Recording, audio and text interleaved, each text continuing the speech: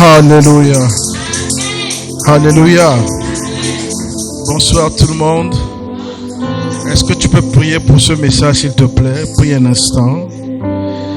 Prie un instant pour ce message. Seigneur, nous te disons merci. Nous te disons merci pour cette journée. Merci de nous avoir gardés depuis ce matin jusqu'à maintenant. Merci pour chacun d'entre nous que tu as mené dans ta maison ce soir. Merci pour tout un chacun, Père. Nous te demandons, s'il te plaît, ouvre notre intelligence et permets-nous, Père, d'écouter ta parole.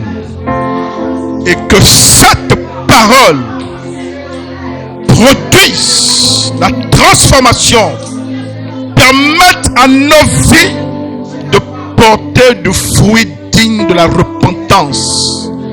Je t'en supplie, accorde-nous cette grâce. Saisis-nous par ton esprit. Transforme nos cœurs, change nos vies et permets-nous de porter de bons fruits. Au nom de Jésus, Amen. Amen. Est-ce qu'on peut acclamer le Seigneur? Est-ce que tu peux te déplacer et saluer 2 ou 3 personnes? Est-ce que tu peux te déplacer et saluer 2 ou 3 personnes? Alléluia. David est KO. David a trop travaillé la journée.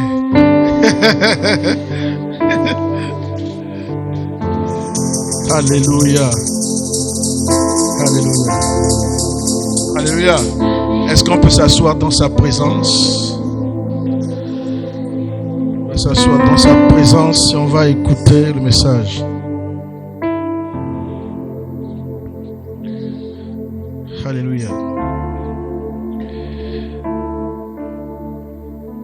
Vous avez vu sur l'affiche, nous sommes sur notre série.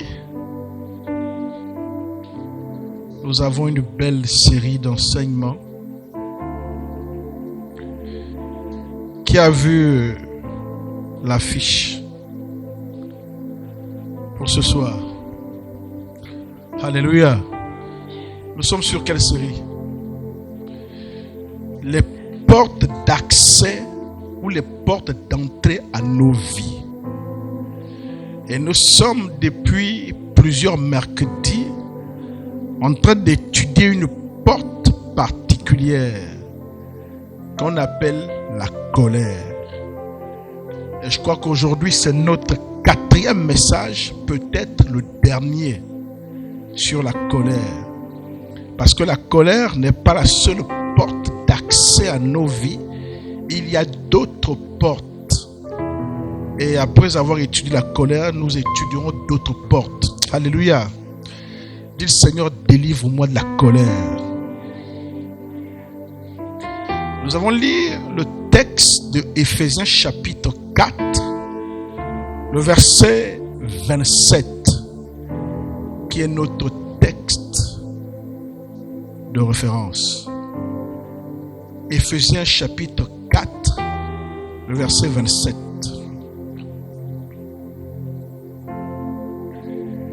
Éphésiens chapitre 4, le verset 27. Le texte n'est pas long. Le texte dit: et ne donnez pas accès à la colère. Dites accès à la colère.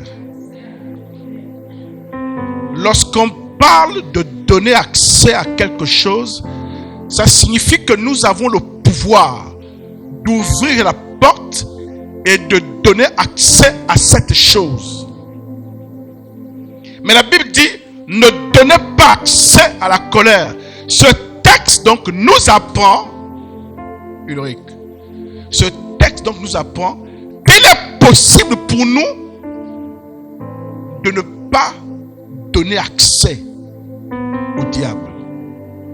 Parce que le texte plutôt ne donne pas accès au diable. Pas la colère, j'ai mal lu. Ne donne pas accès au diable. Mais quand on lit depuis le verset 26, il est question de la colère. Qui voit dans sa Bible? Lorsqu'on lit depuis le verset 26, où sont vos Bibles? Vous n'avez pas de Bible? Est-ce que vous êtes au texte?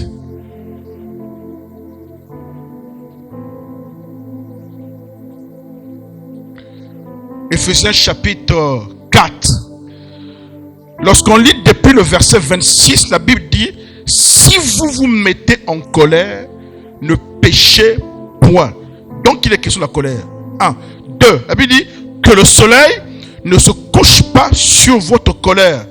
Et la Bible dit: hey, ne donnez pas accès au diable.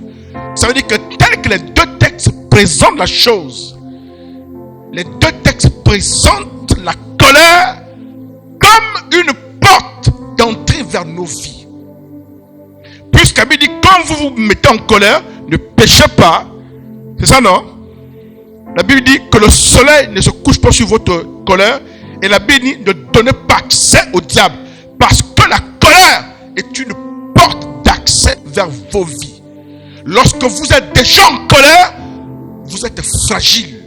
Et certaines choses peuvent profiter de l'instant de colère pour accéder à vos vies.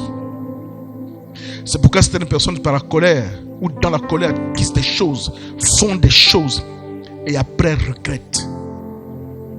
Regrettent pourquoi? Parce que dans l'instant de la colère, la chose là a profité pour entrer et d'utiliser, se manifester. Et après, quand tu vois les conséquences, tu regrettes. Tu dis: ah, pourquoi j'ai fait ça? Mais j'aimerais aujourd'hui notre étude qu'on se concentre sur... Bon, on va reprendre le verset 26 et 27. Ne donnez pas accès au diable. Dites: ne donnez pas accès au diable.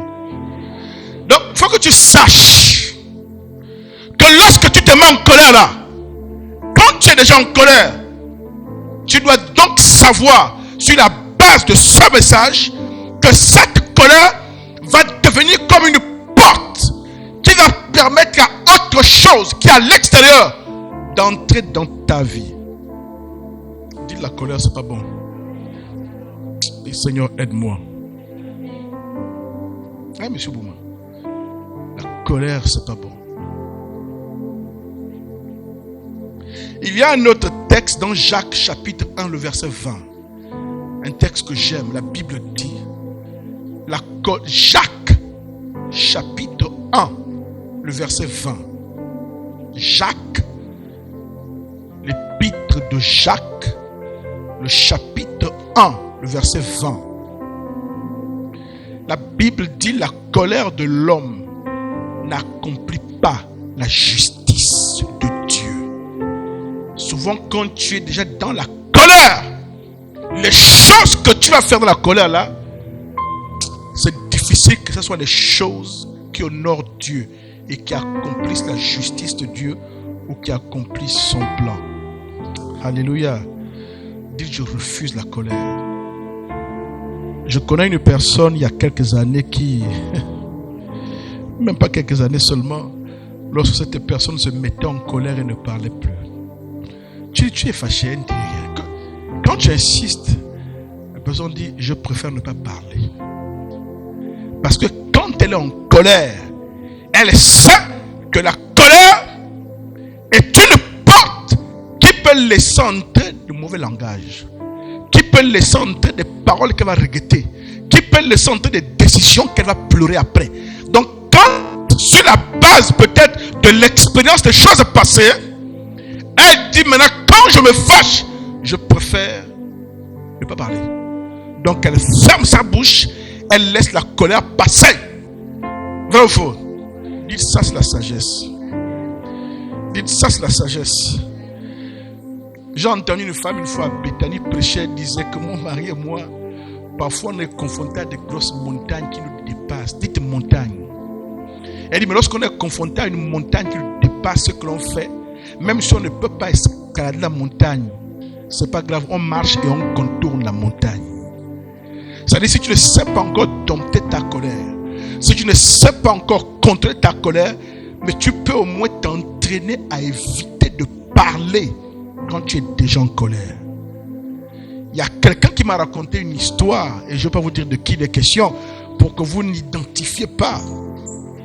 C'est une femme, elle m'a raconté une histoire de sa propre mère, ma fille. Elle dit que sa mère s'était fâchée un jour et elle m'a bastonné l'enfant. Donc bastonner son petit frère, je pense. Petit frère, petite soeur.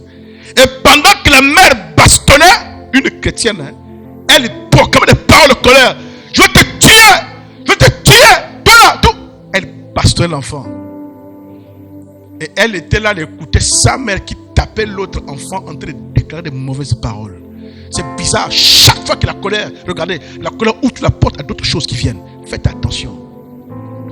Elle a attendu que sa mère fût de bastonner l'autre. Quand elle s'est mettue dans la chambre, elle est partie retrouver sa mère avec un verset biblique.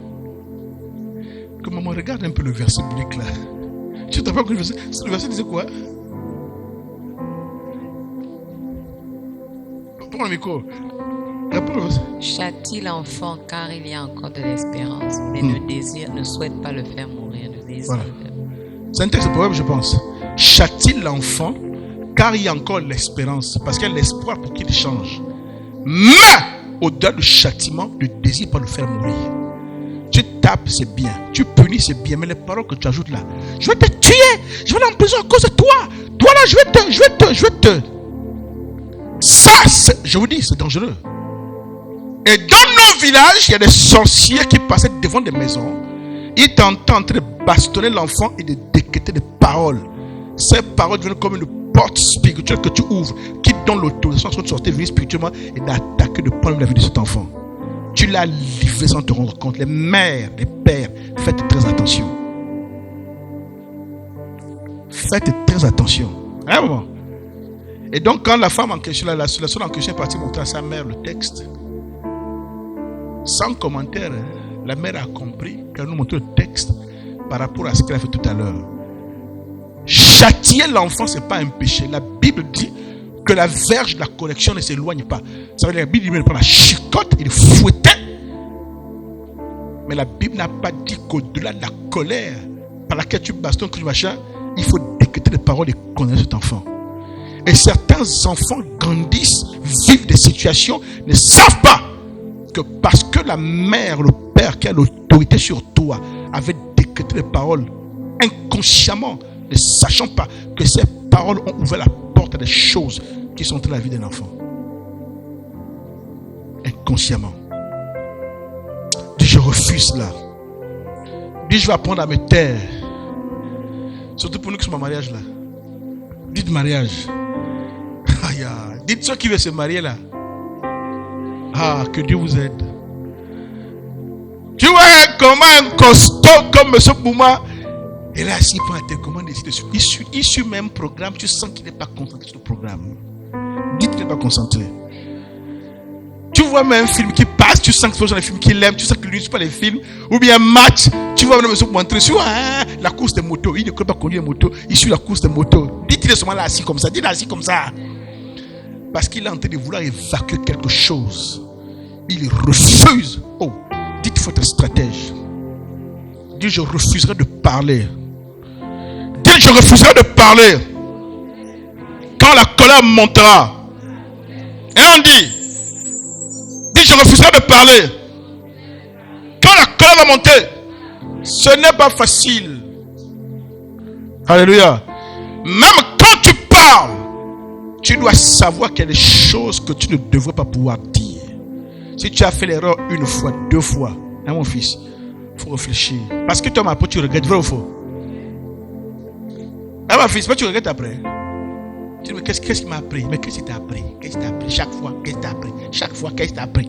Et le pauvre gars qui est dans ta vie, maintenant, va dire, mais toi, moi, je suis fatigué aussi avec toi. Hein? Tous les jours, je m'excuse, tous les jours, je m'excuse. Le pauvre gars, je me vois ton pasteur, coco pasteur, vraiment la fille, Marie, là, voilà. Oh, dites oh. Vundani. Comment il y a mis, regarde-moi une chose. Alléluia. Alléluia.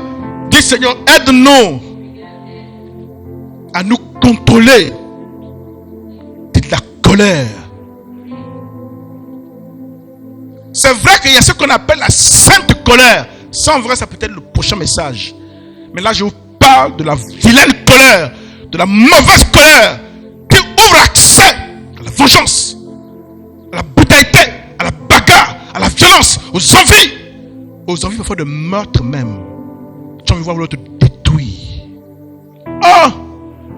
Et Seigneur, aide-moi. Il y a une chose que, la première chose qu'on va voir ce soir, c'est que la colère. Oh, je suis content de voir ma fille ce soir. Dites sa fille est là. Ah, chut, elle prie. Dites, elle prie. Ah, on t'a dérangé la prière. Ah, Seigneur, pardonne-moi. Alléluia. Quand tu souris, c'est mieux. Tu vois, là, tu souris, c'est mieux. Quand tu rentres là sérieuse, on dit un professeur qui vient en classe avec une interrogation. Les élèves ne savent même pas si c'est une interrogation. Aujourd'hui, c'est sur quel chapitre ça va arriver. Alléluia. Est-ce qu'on peut acclamer pour notre Seigneur? La colère ouvre la porte. Le premier point. La colère ouvre la porte à une mauvaise perception des événements. La colère, écoutez, la colère ouvre la porte à une mauvaise perception des événements.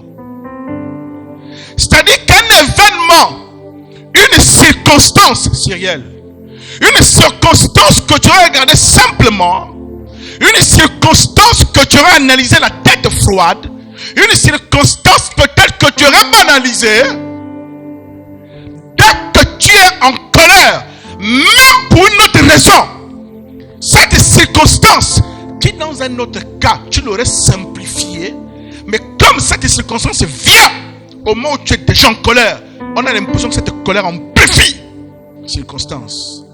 Parfois on bastonne même les enfants à la maison comme ça, ils ne comprennent pas pourquoi. L'enfant dit, mais j'ai l'habitude de faire ça, j'ai l'habitude de faire tomber le gobelet.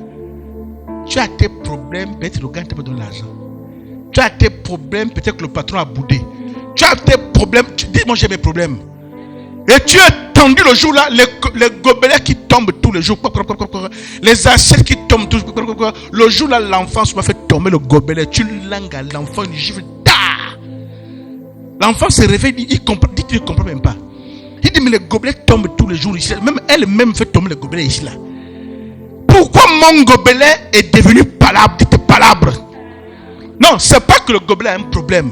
C'est-à-dire que la personne est dans un état déjà. Et cet état fait que les choses qui sont simples grossissent. La colère, c'est un mauvais truc. Dites décodeur. Si vous allumez cette télé qui est là, vous ne pouvez pas voir Canal+. On peut l'allumer là, vous allez voir. Il n'y a pas Canal+. Il n'y a pas Canal+. Il n'y a pas TV5. Pourquoi, papa? Parce qu'il n'y a pas l'antenne et il n'y a pas le décodeur. On peut avoir même l'antenne. S'il n'y a pas le décodeur, tu ne suivras pas le match ou les films qui passent là-bas à la maison. Vrai ou faux? Vrai ou faux? Il faut le décodeur, non? C'est le décodeur qui permet donc de décrypter le signal pour que l'image s'affiche ici. Ok? Mais tu sais, moi, que lorsqu'on a des appareils comme ça, on a ce qu'on appelle des amplis qui permettent d'amplifier le son. S'il n'y a pas l'ampli, le son sera bizarre. Quand on augmente, ça ne sonne pas. On met l'ampli pour permettre qu'on peut augmenter, amplifier le son. La colère travaille comme un amplificateur. C'est-à-dire quelque chose qui était simple. L'enfant t'a même fait une réponse, le genre que tu supportes tous les jours. Mais le jour qu'elle t'a fait cette réponse-là, quand tu es dans cet état, dites réveil et doigt. L'enfant va là-bas dire, mais dites l'enfant s'interroge. Dites l'enfant s'interroge. Parfois l'enfant dit, je ne sais pas ce que j'ai fait. Si tonton en dit passe, tu pleures pourquoi? Je ne sais pas ce que j'ai fait. Maman m'a tapé, je ne sais pas ce que j'ai fait.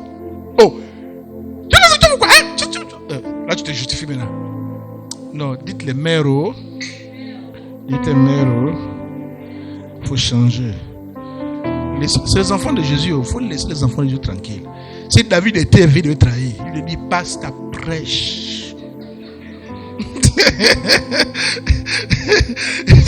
Elle dit, pasteur, sauve-nous, délivre-nous. Alléluia. Lorsqu'on est donc en colère, Junior, la colère modifie ta façon de voir les choses, modifie ta façon d'analyser les choses, modifie ta façon même de comprendre les choses. Ce qui était un petit détail, la colère peut l'amplifier. La perception est complètement altérée. La colère.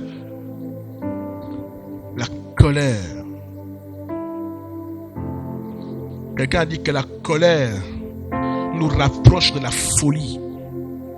Lorsque tu es déjà en colère, c'est une petite folie. Vrai ou faux? Quand tu sors de la folie là, tu regrettes beaucoup de choses que tu as faites. Vrai ou faux? Pourquoi tu regrettes encore?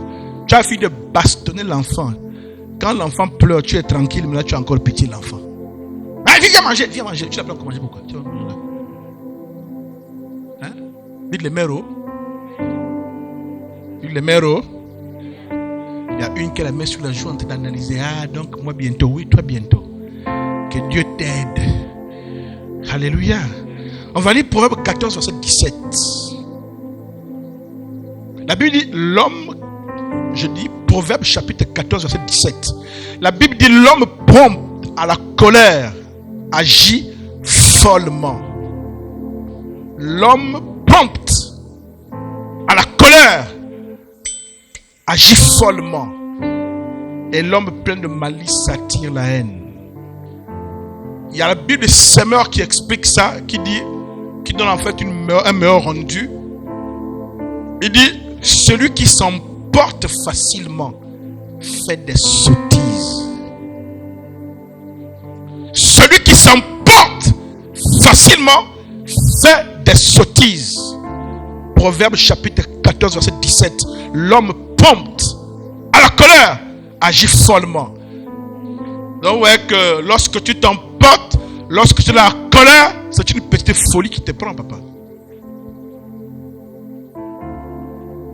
Faites cet exercice, on dit, quand je me fâche, le pasteur Pibi, mon mentor, disait quelque chose que jamais. Il disait que quand il se fâche, il ne prend pas de décision.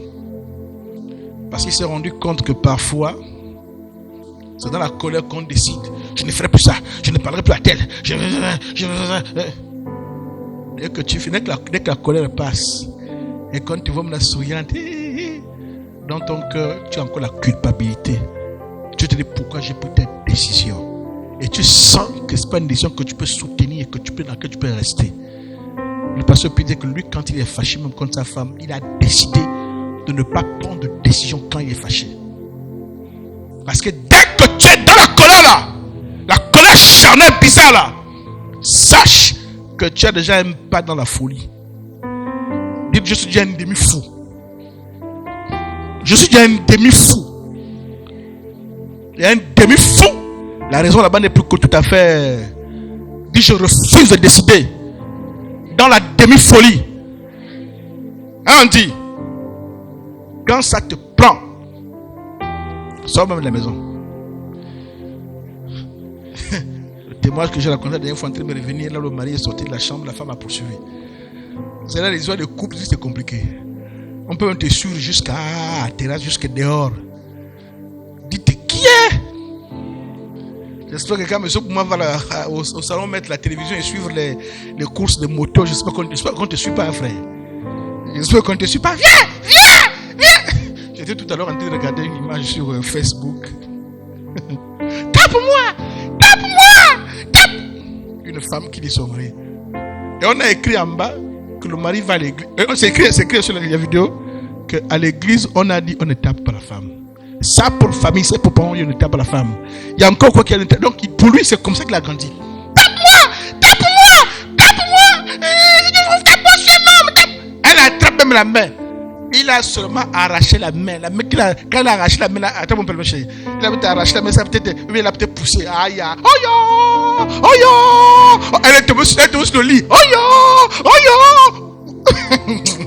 Dites les femmes.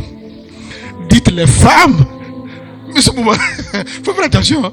Si on va crier là-bas, tout le quartier va être au courant. Même le chef de quartier va dire, qu'est-ce qui se passe?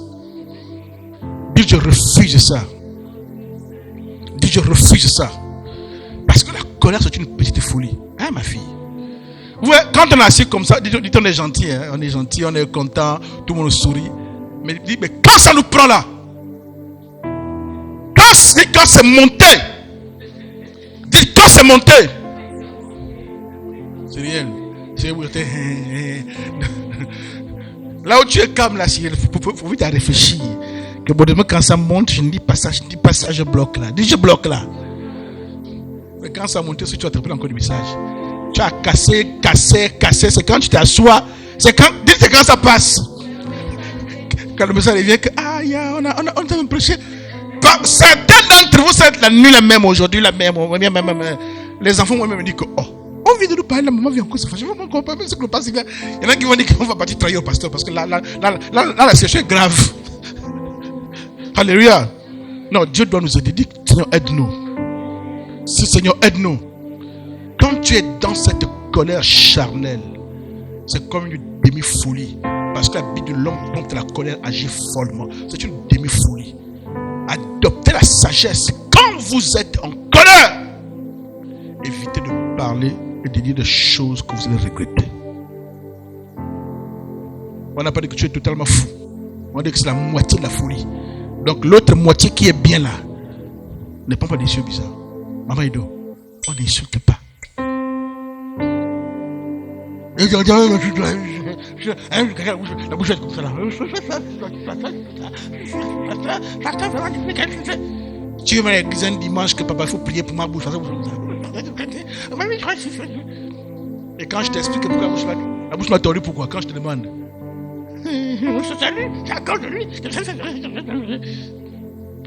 Alléluia. Alléluia. Faut pas avoir la bouche tordue. La colère modifie la perception que tu as des événements. Un événement dans ton état normal que tu aurais apprécié simplement, que tu aurais vu simplement, dès que tu es en colère pour autre chose, dites mariage. Pourquoi je parle de mariage ce soir? C'est-à-dire que toi, tu reviens du boulot, dis du boulot. C'est pas moi qui t'ai énervé au boulot, dis c'est pas moi qui t'ai énervé. Est-ce que je ressemble à ton patron? Est-ce que je ressemble aux clientes de Cyrielle?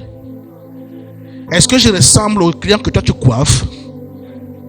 Est-ce que je ressemble à toi, aux gens que tu gères là-bas, dans toi, ton travail?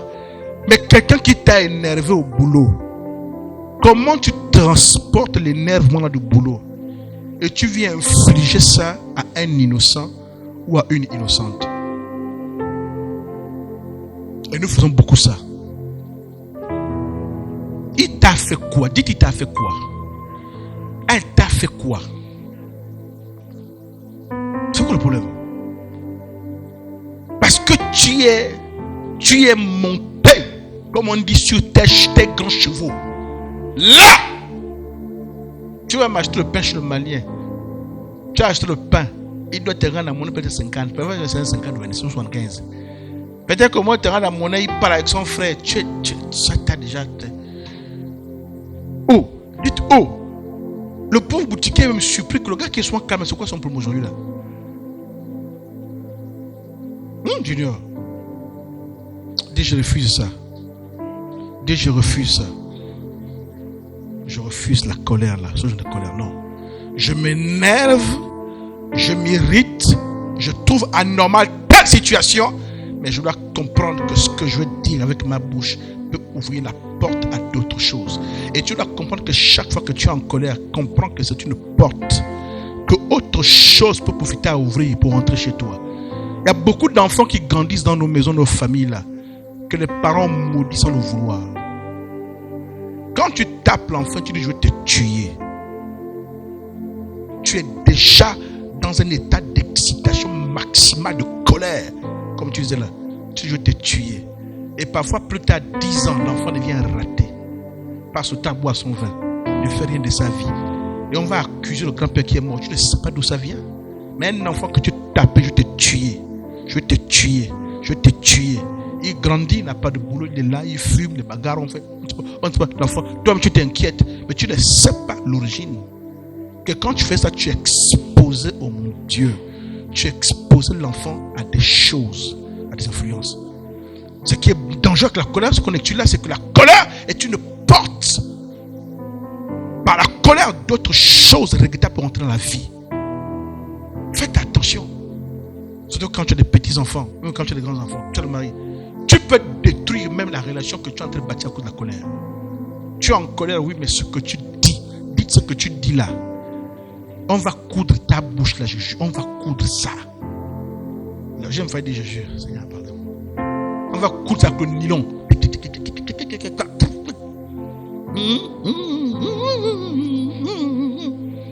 Et ça nous fera des vacances. On va faire un an t'écoute, pendant un an t'écoute pas. Ça nous fera des vacances. Alléluia. La colère donc engendre une mauvaise perception des situations. La colère engendre la deuxième chose. La colère va ouvrir la porte, je l'ai déjà dit, aux paroles blessantes. Dites des paroles blessantes. Monsieur Boumanté se demandait, mais est-ce que quelqu'un peut être en colère et y avoir des paroles aimantes? Est-ce que quelqu'un peut être en colère? Oui, vous pouvez être en colère par rapport à quelque chose, exprimer votre mécontentement, dire que vous n'êtes pas d'accord sans insulter. Dites on n'est pas sauvage.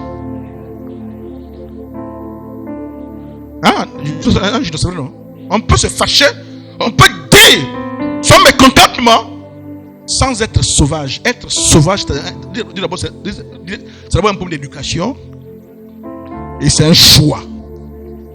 Oui. Être sauvage, c'est un choix que tu as fait. Mais tu n'es pas attaché pour être sauvage. Tu peux te fâcher sans être sauvage. Et souvent ça arrive pourquoi?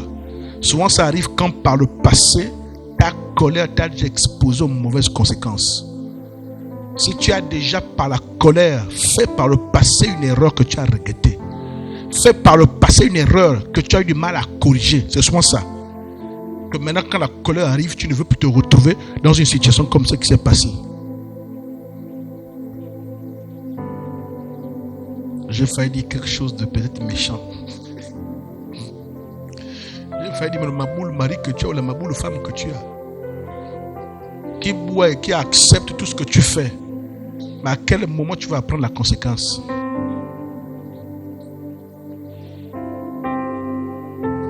Alléluia. Dis la conséquence. La colère. La colère, c'est réel. La colère. Je vous dis, quand on vient à l'église, on ne vient pas s'asseoir pour chauffer les bancs, toucher la clim et rentrer. On écoute des choses qui remodifient notre vie. Faut pas que, c'est-à-dire que quand toi tu viens ici à l'église, il faut qu'au bout de 2 ans, 3 ans, ceux qui te connaissent sentent qu'il y a un niveau de maturité. Ils sentent que tu changes. Nous, dans ma langue, par exemple, on a un proverbe qui dit que lorsque la canne pousse et grandit, elle ajoute les nœuds. Vous avez remarqué que la canne a des nœuds, non? Hein?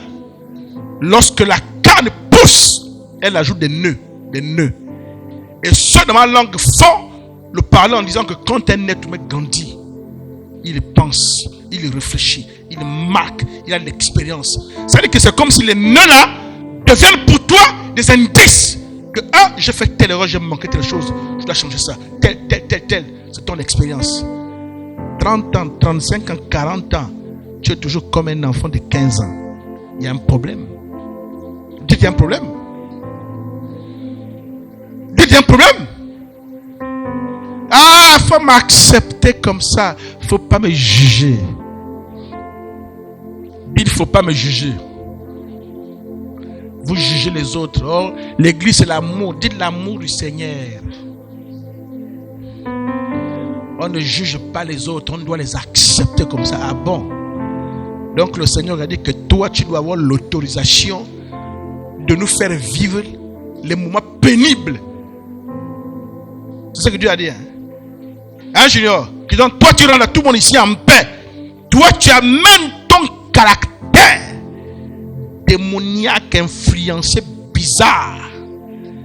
Et c'est ce que Dieu a dit, non? Que donc, toi, ton travail, ton rôle avec ce caractère, qu'on ne te juge pas, c'est de venir rendre notre vie pénible. C'est ce que Dieu a dit, non? Parce que quand on parle, vous me jugez. Vous me jugez. Nul n'est parfait. Acceptez-moi comme ça. Le Seigneur attrape ma main. Dis, attrape ma main, Seigneur. Je ne mettrai pas la gifle. Attrape ma main. Moi, tu attrapes pourquoi? Frère, tu es suspect. Pourquoi quand on parle d'attrape ma main, tu es suspect, frère? Frère, attention, hein. Je t'embête. Alléluia. Hein? C'est qui a fait ces tresses là-bas?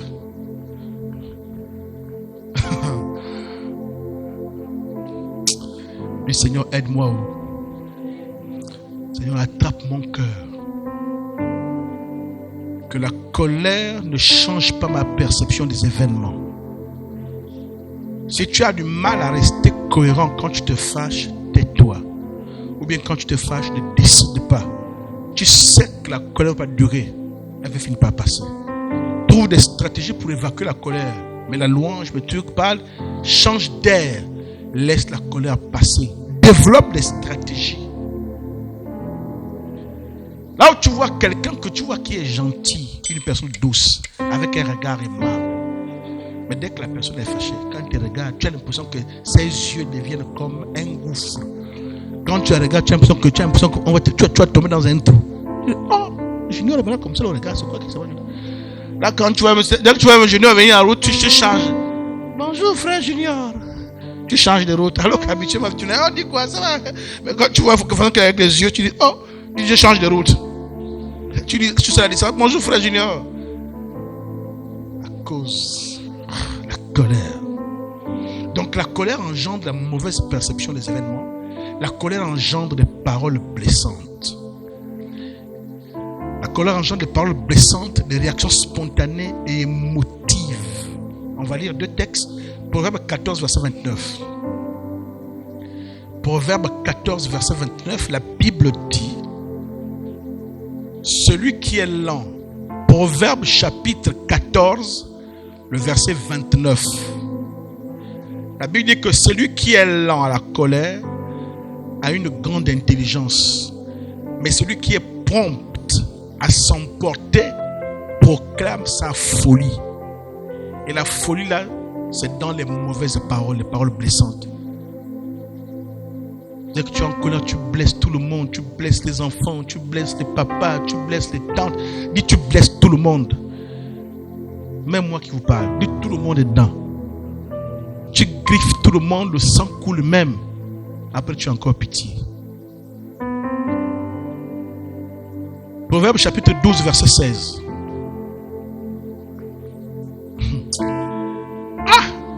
Tu as l'impression que le verset nous insulte. Hein? Proverbe chapitre 12, le verset 16. Je vous dis que si vous lisez le texte là dans 2 21, dans la Bible, lui, second que vous avez, il parle du sot, il parle de l'insensé. Mais dans la version 2 21 que j'ai, il ne dit pas le sot, il ne dit pas l'insensé, il dit l'imbécile. Dites il dit Proverbe 12, 16, la version du 2 21. Ceux qui ont les Bibles là-dessus, te font ouvrir ça. 2 21. Proverbe 12, verset 16. C'est ce que j'ai dit, que dans lui second, on parle de l'insensé. Mais dans la version 2 21, il ne dit pas l'insensé. L'insensé là, 2 21 l'appelle l'imbécile. Dites l'imbécile laisse paraître immédiatement sa colère. Oh, j'ai le petit cœur. On dit tu es un imbécile, c'est écrit ici. Tu es un imbécile. C'est moi. Seigneur, pardonne-moi. Oh, il y a un qui fouille maintenant. Il y a un qui fouille. Il est pardon la fraise d'imbécilité là. Il y a un qui enlève ton corps. Alléluia. C'est pas moi, c'est 2 21. Tu vas lire ma fille. 2 21. L'imbécile Parce que quand tu te fâches, tu te crois fort. Dis, tu te crois fort. Tu te crois puissant. Tu crois que tu domptes les gens. Tu crois que tu contrôles les gens. Tu crois que tu influences. Mais la Bible t'appelle l'imbécile. Hein? Andy entre vous, dit mon Dieu. Ah, ça vraiment. Souviens-toi de ce texte-là, M. Bouma. Quand ça commence à monter, tu dis non, ça c'est l'imbécilité qui arrive. Je refuse l'imbécilité. Ça c'est l'esprit d'imbécilité. Je refuse ça. Alléluia. Proverbe 12:16. L'imbécile laisse paraître immédiatement sa colère, mais l'homme prudent cache son irritation. Mais nous on laisse paraître notre irritation par quoi? Par la folie, ce qu'on proclame, ce qu'on dit. C'est ça, en fait, l'imbécilité, c'est à cause de tout ce que tu dis, tu es en colère. Et la Bible dit l'imbécile. Julien me regarde pas, papa. Ah, c'est quelle version même? C'est version 2 papa. Hein? À la fin, tu vas voir ma Michel sur Internet, tu vas te montrer sur Internet. Qui est? C'est pour moi. Là, la version m'a fait forte. Fait fort, hein? Hein? Elle dit quoi? Là, Dieu n'insulte pas. En fait, il ne dit pas espèce d'imbécile, ne t'insulte pas. Mais quand tu te comportes comme un fou, en fait, il interdit le fou. L'autre va dire l'insensé. Parce que dans la colère, tu as fait le choix de l'insensé. Et tu te comportes en insensé. C'est pas qu'il t'insulte, mais il veut que tu comprennes. Est-ce que tu te rends compte que quand tu fais ce choix, tu es déjà insensé et imbécile? Ah! Dites, c'est compliqué l'affaire là. Ça c'est le texte, un texte comme ça qu'on doit venir dimanche, on met ça à l'écran. Pendant qu'on danse, oh, c'est là l'écran, on ne bouge pas. C'est quand les gens arrivent le matin, ils voient seulement l'imbécile. Vous savez qu'ils ne comprennent pas pourquoi ce texte-là. Hein? Le texte c'est quoi? L'imbécile laisse paraître immédiatement sa colère. Dites citation. Ça c'est le genre de citation quand les gens arrivent le matin. C'est là l'écran. L'imbécile laisse paraître sa colère. Ah, dites, ah! Personne n'est pas à l'autre, tu arrives, ça assis, c'est là sur l'écran. Ça travaille, on chante. Alléluia. Il guérit quand tu tapes comme ça. L'imbécile laisse paraître sa colère. Tu dis, mais pourquoi le pasteur nous insulte ce matin? Pourquoi le pasteur nous insulte ce matin? On te dit, le pasteur, on écrit la version 2 voilà. Toi, tu vois, non? Bon, ma fille. Ah, dites oh. C'est-à-dire que si c'est toi qui chantes le jour là, heureusement pour toi, tu es par ici là. Donc, dans ce cas, il faut mettre ça tôt avant que les gens arrivent, chérie. Comme ça, dès que la chante rentre, l'imbécile est... Pardon. Les membres de la sécurité, ils viennent là-bas avec leur chemise. L'imbécile. Oh, pardon. Même quand tu as envie de gronder l'âme d'autrui, l'imbécile. Non, je suis pas imbécile, Seigneur. Bienvenue, sœur en Christ. Assieds-toi pour la place. Alléluia. Quand tu es fou là-bas, l'autre te pétille le doigt. Tu vois, quand tu regardes, l'imbécile laisse. Dieu t'aime, merci, c'est pas grave, le doigt, je suis. Laisse le doigt, je suis. Alléluia. Ça, c'est pas un beau texte. C'est pas un beau texte. Ça, c'est que personne ne parle à l'autre. Et ça reste moi là. Mais ce mois, son sifflet. Quand l'imbécile. Dis, je me calme. Dis, je me calme. Oh!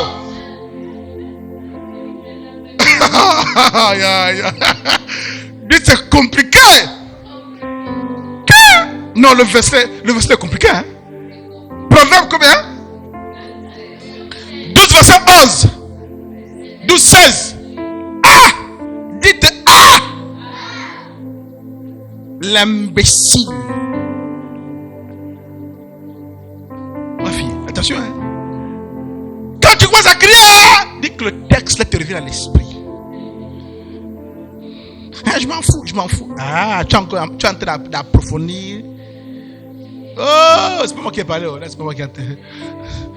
Aïe. Ça, c'est le genre de texte même. C'est-à-dire qu'on fait même les.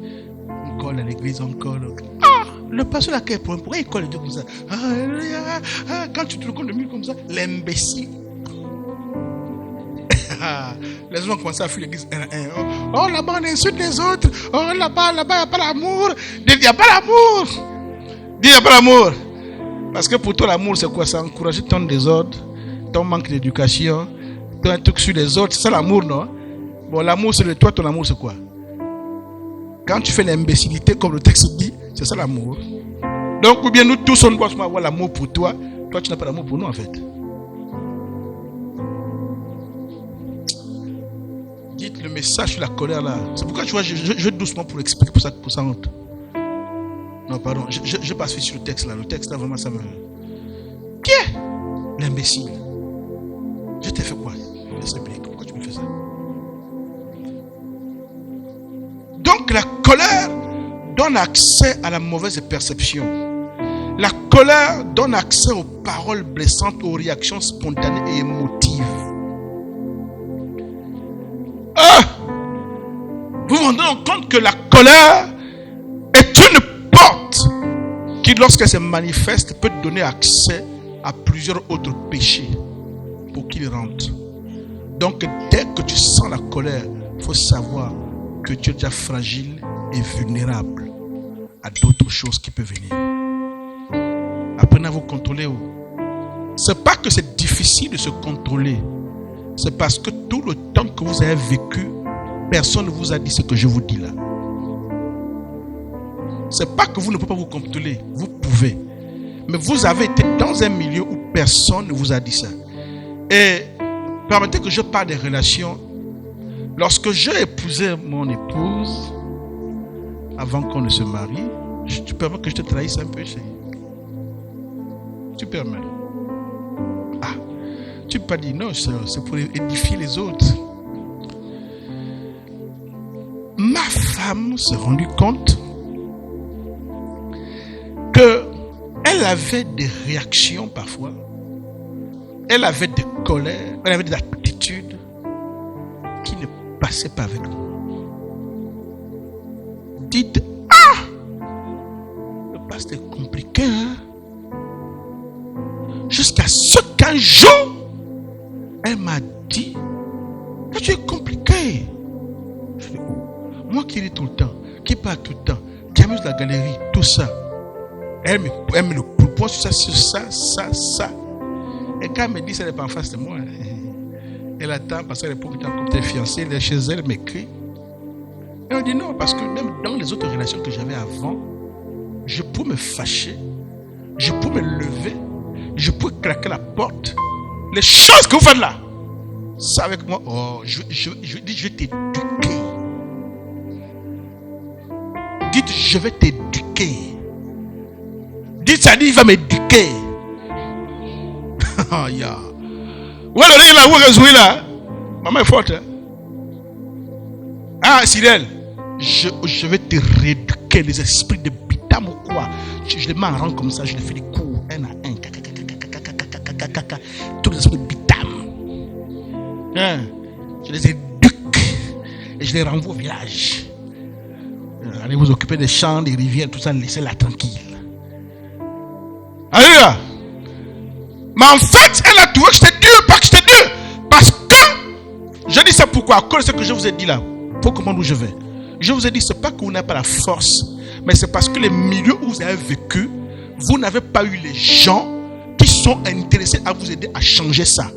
Ils ont laissé faire, ils ont négligé, ils ont banalisé. Vous avez pris cette habitude, la chose a grandi. Et quand je pêche contre ça, en fait, je vous prépare, c'est pour dire que peut-être que l'homme que tu vas épouser va être comme ça. Et tu trouves qu'il est compliqué, tu fais la comparaison. Non, c'est pas qu'il est compliqué. C'est lui qui t'a fait la vérité. Alléluia. Elle n'a pas compris. Elle dit, ça je faisais, ça je faisais, ça je faisais. Les gars, il damait. Il damait, oui. Ah, j'ai dit manie. Manie avec eux, féminin. Moi, je ne dame pas. Vous savez pourquoi je ne dame pas? Parce que tu peux sortir avec un homme qui n'a pas de vision sur toi. Le problème, c'est ça en fait. Tu as vécu une vie, tu as eu un copain, il sortait avec toi. Est-ce qu'il voulait t'épouser? Les hommes sont hypocrites. Il peut être avec toi sans jamais avoir un projet pour toi. Mais or, celle-là, je la voyais comme la femme de ma vie. Je vais servir Dieu, le ministère de pasteur. Je vais accéder à des endroits. Il faut que ma femme soit d'un certain calibre. Et si vous ne comprenez pas ça, là, il est compliqué. Tu sortais avec un petit gars caché au quartier, il veut te terminer où? Tous tes esprits de savane que tu as mis là, ils te regardent seulement. Mais quand tu es quelqu'un, un homme qui a une vision, quand tu es quelqu'un, dites monsieur Bouma. Dites monsieur Bouma. Dites un homme de vision. Dites un homme qui sait où il va. Lui ne parle pas beaucoup. Lui te regarde seulement. Il analyse, il prend les informations. Il fait la carte signalétique te concernant. Et il met en place une stratégie. Lui, c'est un gars calme. Propre et dosé. Hey, tu es dangereux, toi, frère. C'est ceux qui font pas mal, hein? Il a ta fiche. Il a compté 1, il a compté 2, il a compté 3. Le jour qui te parle, il est calme. Quand tu t'agis ces arguments, il dit que tu as fait ça tel jour. Je n'ai rien dit. L'autre, tu te rappelles, non, oui, tel jour. Tu commences à dis calme-toi, tel jour. Toi-même, tu t'étonnes. Ah bon, j'ai fait ça pendant 3-4 fois. Dis que tu es surprise. La fille, tu es en danger. Est-ce qu'on peut acclamer le Seigneur? Alléluia. Dire Seigneur nous aide. Seigneur aide-nous. Mais nous avons tous cette capacité par le Saint-Esprit de changer, de modifier. Alléluia. Mais c'est juste parfois on était dans les endroits où les gens n'ont pas. Voilà. Mais vous voyez le pasteur quand il vous regarde et quand il ferme les yeux, quand il prie, quand il voit ce que Dieu lui montre, il vous voit arriver à un autre niveau. Cette église va grandir, Aïcha. Alléluia. Certaines personnes peut-être déjà vu ça. Cette église va grandir. Il y aura des gens qui viendront. Il y a des programmes qu'on fera à l'extérieur de l'église. Maintenant, si toi tu es, je ne dis pas ça. Le Queret, l'ancienne église où on était, non, en formation théologique, il y a un frère qui appelle ça le Queret. Dis le Queret. Le Queret c'est quoi? Il dit c'est le petit frère du cœur. C'est-à-dire que toi tu n'as pas le cœur, tu as le petit frère du cœur. Donc le Queret. C'est un peu comme tablette.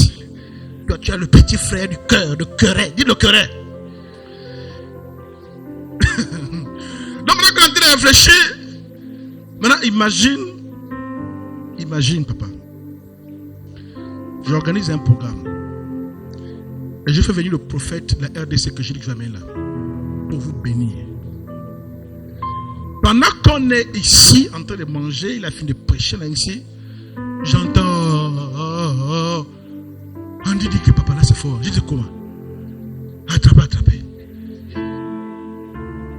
Peut-être qu'on n'a pas fait le programme ici à l'église. Même si je veux qu'il vienne ici à l'église. On va peut-être prendre une salle là-bas. Mais quand Andy dit papa, là, il n'y a que toi qui peux sortir. J'arrive comme ça, j'ignore déjà torse nu. Le débardeur est sur les fleurs, la chemise est sur le poignet, la porte. À cause de quoi? Parfois, une personne qui vient à l'église. Oh, il a fait la voiture, il a gagné le pack derrière. Je lui ai expliqué, il n'a pas compris. Et ça allait en ville, il est allé en ville. Le gars peut-être dit, ah, va là-bas. Il était insulté. Ils ont dit, ah, c'est vos histoires de pasteur qui vous supportent. Moi, je ne sais pas comment vous faites ça. Le gars, il déboutonne, il met la chemise, il met le débardeur. Il bloque la porte, tu descends la voiture, je te crosse. Oh, dites oh!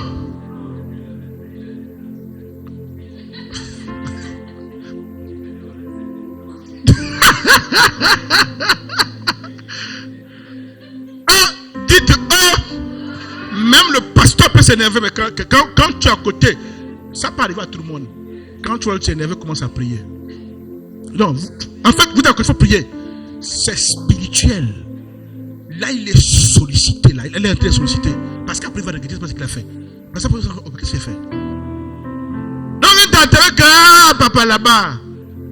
Les rideaux sont déjà en l'air.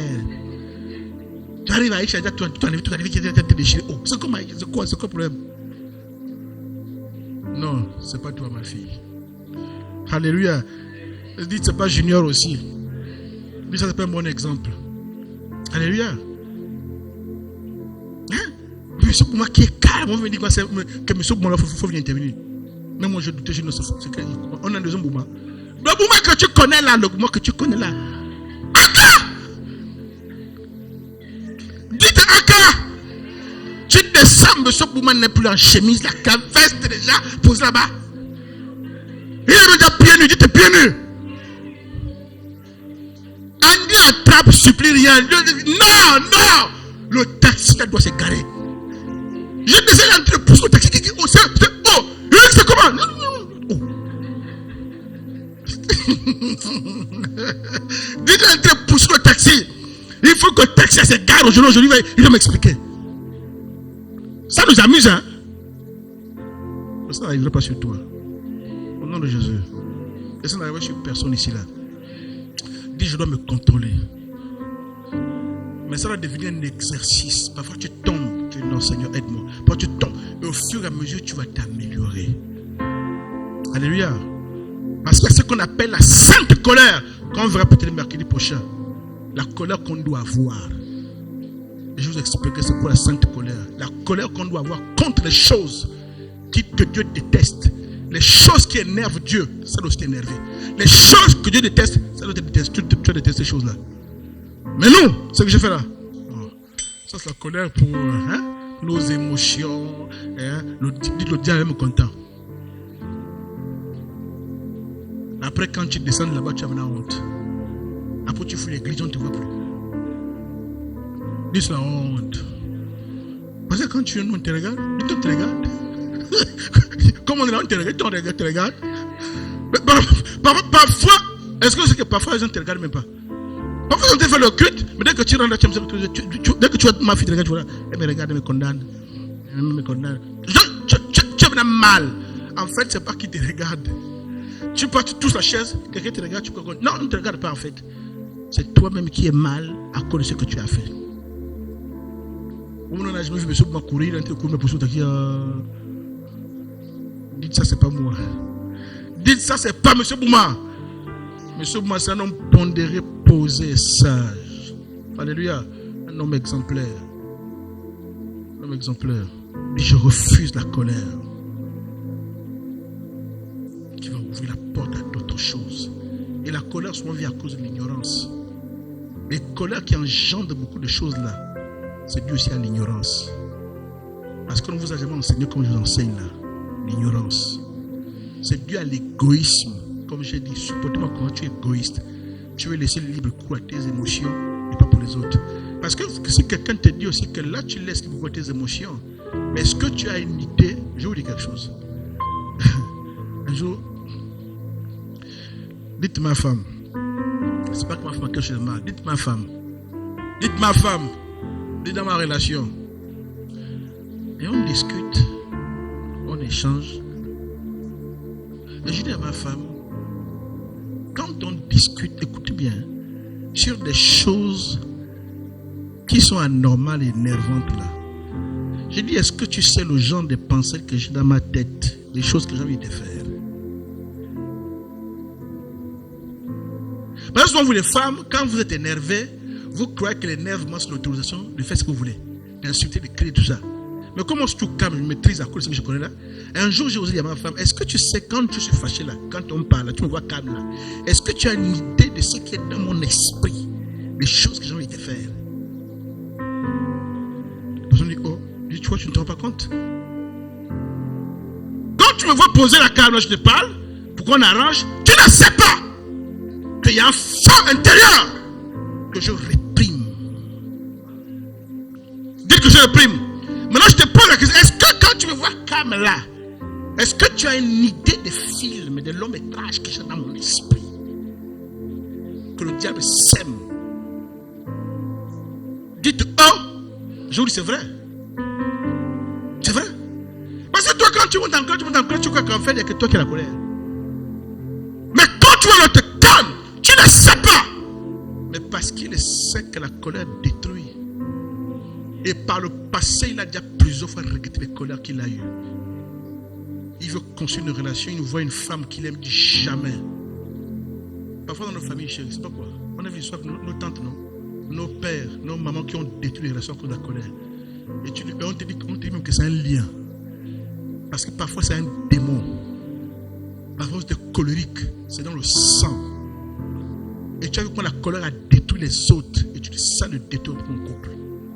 Et tu te domptes, tu refuses.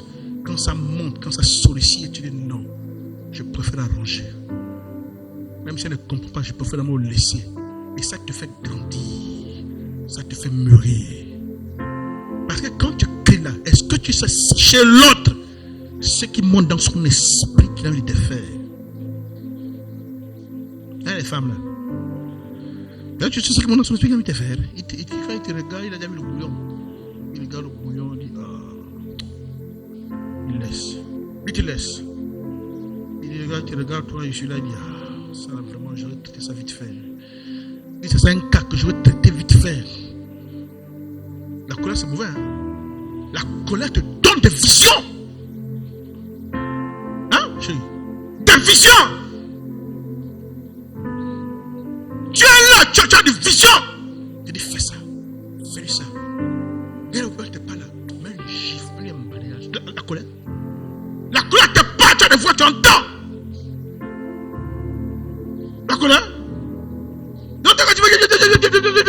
Tu cries là. Quand tu cries là, comme toi tu crois que la colère c'est ton propre en fait. Il n'y a pas ça chez l'autre. Hein, c'est ça là? Surtout quand tu as quelqu'un de calme, dis calme. Mais tu laisses. Moi mon patron, hein, un patron que j'ai eu. Le type là, je ne le comprenais pas. Un jour il m'a dit, un homme très calme. J'ai appris la maîtrise de soi avec lui. Oh! Pourtant, quand il était jeune, on dit, il était bagarreur. C'était un footballeur. Oh! Mais je te dis, non. Le gars à un autre niveau, quoi. Un jour, au restaurant, on a parlé de ça. Et il dit, parfois, quand tu vois les gens calmes, très calmes, c'est parce qu'il est conscient des désastres qu'il peut causer. Et il préfère ne pas réagir. Il est conscient. Mais il est conscient à cause de quoi? Parfois des erreurs dans le passé qu'il a vues chez lui ou dans sa lignée ou des bagarres dans une famille où tu vois un homme qui peut tuer sa femme. Des choses. Et il sait qu'il y a un piège derrière là. Il y a des sollicitations donc il refuse. Donc tu vois on tape dessus là, il est calme, il réfléchit, il mûrit, il refuse d'ouvrir cette porte. Il dit je n'ouvrirai pas cette porte. Il dit je refuse que cette porte s'ouvre. Que le Seigneur me restaure. Je suis habité par l'Esprit de Jésus. L'Esprit d'amour, l'Esprit de paix, l'Esprit de maîtrise de soi, l'Esprit de docilité, l'Esprit de pardon. Je ne rendrai pas le mal pour le mal. Je pardonnerai à ceux qui m'ont fait le mal. Et la Bible donc parle de ceux qui sont lents à la colère. Comme notre Dieu, la Bible dit qu'il est lent à la colère et riche en bonté. Proverbe 16, 32. Celui qui est lent à la colère vaut mieux qu'un héros. Proverbe 16, 32. Celui qui est lent à la colère, il vaut mieux qu'un héros. Proverbe 16, 32. Celui qui est lent à la colère, il vaut mieux qu'un héros. Proverbe 19, verset 11. L'homme qui a de la sagesse est lent à la colère. Parce qu'il réfléchit, il analyse. C'est pas qu'il ne s'énerve pas. Parfois, il est même déjà en colère, mais tu ne sais pas qu'il est en colère. Mais il se dompte, il réfléchit. Un peu, regarde, il pèse, il jauge. Vous savez, chez nous, hein, je vais finir par ça. Il y a un proverbe qui dit, ouais, ils sont les danses traditionnelles qu'on fait, non? Les femmes mettent le raffia, les hommes mettent le raffia. Le raffia que vous voyez là, il est très flammable. Quand tu es à côté du feu, si l'étincelle prend le raffia là, vous n'avez pas vu la vidéo qui passe sur Facebook là? Le type qui a pris feu là, comment ça? Vous savez pourquoi ça pour fort? c'est à cause du raffia. Papa, quand ça prend fou, le temps qu'on cherche la place, on attache le raffia pour détacher, pour enlever, tu es parti. Quand le feu roule, tu as vu encore, chercher la place pour le raffia. On te sort, bah, tu es grillé. Et moi, je pense que c'est mort. Le raffia. Et dans mon ethnie, on dit, quand tu portes le raffia, tu t'éloignes du feu. Comme pour dire que quand tu as des responsabilités, tu étais jeune, tu étais bagarreur, tu me fais des choses bizarres. Maintenant, tu grandis, tu as une femme, tu as des enfants, tu as une responsabilité. Et tu veux continuer à faire les bagarres comme tu faisais avant? Ce sont tes enfants, ta femme les plus fragiles qu'on va punir. Tu vas mourir, tu vas partir, on va souffrir à cause de toi. Donc, parce que tu portes le raffia, tu t'éloignes du feu. Alléluia. Alléluia. Tu acceptes de vivre ma boue. Pourquoi? Parce que je veux me marier. Je veux que ce mariage réussisse. Je veux que ça réussisse. Donc, parce que tu as une entreprise, que tu emploies les gens qui travaillent pour toi, que tu as les personnes qui ont fait des erreurs, tu vas apprendre à supporter. Tu vas apprendre à te taire. Tu vas apprendre à laisser. Hein, papa? Rentre dans l'entreprise là-bas. Pardon, si tu prends quelqu'un pour t'assister, c'est pas qu'en un mois, tu as déjà 4 assistants. Premier assistant, on envoie la première semaine. Deuxième assistant, on envoie la troisième semaine. Hein, Cyril? 15 assistants en 2 mois, 15 assistants. Ah, papa, je n'en peux plus. Chaque 2 semaines, tu renvoies les assistants. Chaque 2 semaines, tu renvoies les assistants parce que tu n'as pas le cœur. Alléluia. Est-ce que tu fais le jeu et prier? Seigneur, merci pour ce message. Seigneur, merci pour ce message, papa. Lorsqu'on parle de la colère, c'est difficile. Lorsqu'on parle de la colère, c'est difficile. Moi, le premier concerné, Père. Parfois, nous nous fâchons, nous insultons. Parfois, nous nous fâchons, nous disons des méchancetés, des vilainies. Parfois, nous nous fâchons, nous blessons les autres. Parfois, nous nous fâchons et nous nous mettons dans un état qui ravage et détruit les autres. Seigneur, je t'en supplie, pardonne-nous, Père. Apprends-nous à nous maîtriser. Apprends-nous à nous contrôler. Apprends-nous à nous dépasser, à nous surpasser, à dépasser notre colère. Apprends-nous à ne pas réagir par émotion. Apprends-nous à aimer, Père.